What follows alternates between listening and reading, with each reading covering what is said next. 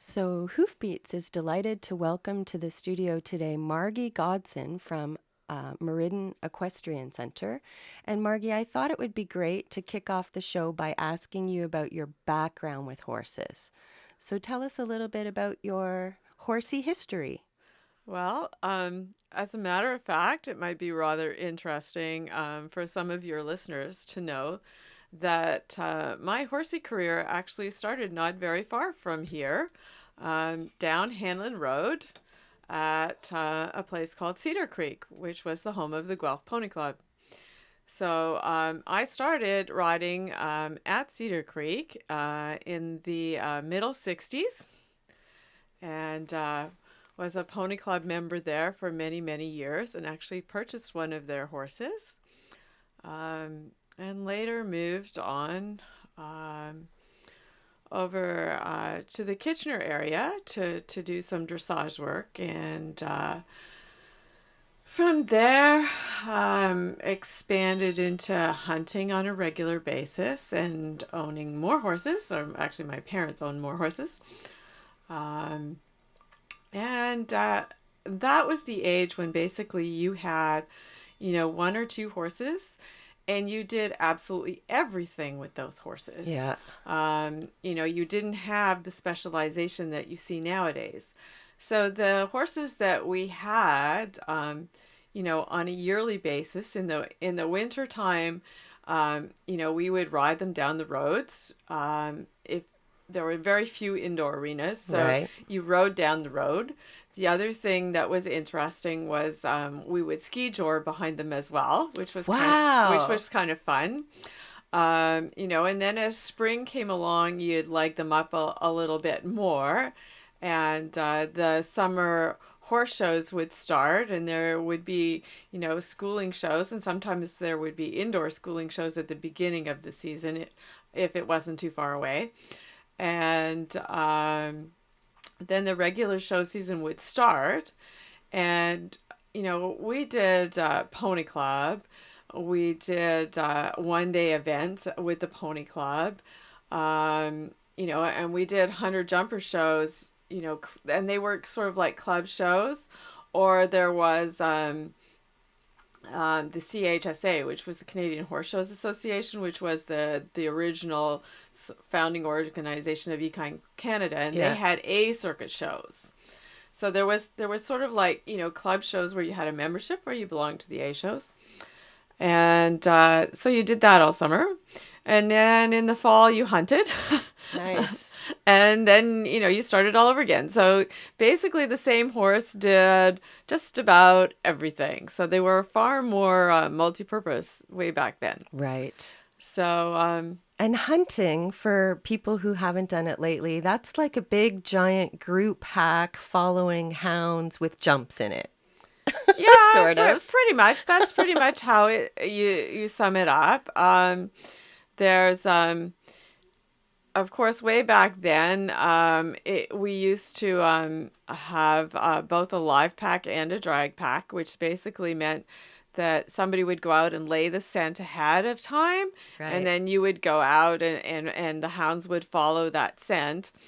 And then there'd be the live pack that would actually, hunt fox live. And that was usually more interesting because Right. it was unpredictable and you never knew where the gallops would run up, and at that point in time most of the countryside around here was open, so I mean you could gallop for Far. far. Yeah, like you could end up many many miles away from where you originally started. Not so much nowadays. Right. So yeah, and then through the pony club, I went to the regional rally and kind of got hooked on the eventing thing, and went to my first really serious event. And at that point in time, you did one day sort of horse trials with the pony club, Okay. and the other eventing that was available was a full 3 day. There wasn't really anything like it is now Y- with horse trials in between. You either did the full 3 day or you did A different competition. yeah, you did a different competition.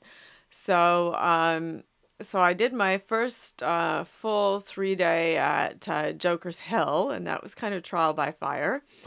Um, So but that's dressage the first day. uh, There was roads and endurance, tracks at well, that the endurance stage. was 4 phases. You had Okay. roads and tracks, steeplechase, roads and tracks, and cross Oh country. yeah, Um, I forgot. so it was full phase, and then show jumping on the last day. So yeah, yeah, I was really hooked. Even though cross country was a bit of a disaster, the first time out, because my horse and I were not really prepared for some of the obstacles. Even though we had hunted considerably, Right. it was kind of different when it was related striding and there wasn't, a willing horse in front of you. Right. Um, Yes. so went home and did lots of homework. So the next season I was much better prepared, and yeah, I've What been horse was doing that that? ever since. Your first event horse? The first horse that I seriously evented on was a horse called Wings of Gold. I'd shown her on the A circuit, both hunters um, and jumpers. She was a very, very good jumper. Um, and I hunted her, in the fall as well. So she evented, up to the intermediate level locally, um, which was basically meant that you competed at Maple Valley and Joker's Hill. And at that point in time, Bromont was not even in existence. There was sort of the pre event to what actually became the Bromont site, was held at the Popiel's property. Okay. So, which was just a little bit down the road from what is now the Bromont venue. Okay. So, those were basically the three major competitions, and you did them 6 weeks apart. Maple Valley was the first, and then Joker's Hill, and then Bromont. So, Okay, so that was your early eventing career. mhm. Then how did it evolve? um, well, at that point in time, I was still showing jumper. I was still showing on the A circuit. Was still hunting. Was still eventing. That's pretty So, busy. so I decided that I really needed dressage lessons because my dressage was not very good. Although even if you had a great horse at that point in time, you could move yourself up to the top rankings pretty quick. Um, Just as by jumping all the just jumps. just by jumping all the jumps. Yeah. Um, the sport started to evolve to the point where you actually needed to have a good dressage horse. So so I started doing more work on the dressage, um, and yeah, I've been doing basically the same thing ever since. So you're in business now, like you run a horse facility. So when did you go into business? Like when did you start teaching? Well, through the Pony Club, when I was in university, I actually, it's one of those situations that, your destiny kind of has a different pattern for you. Um,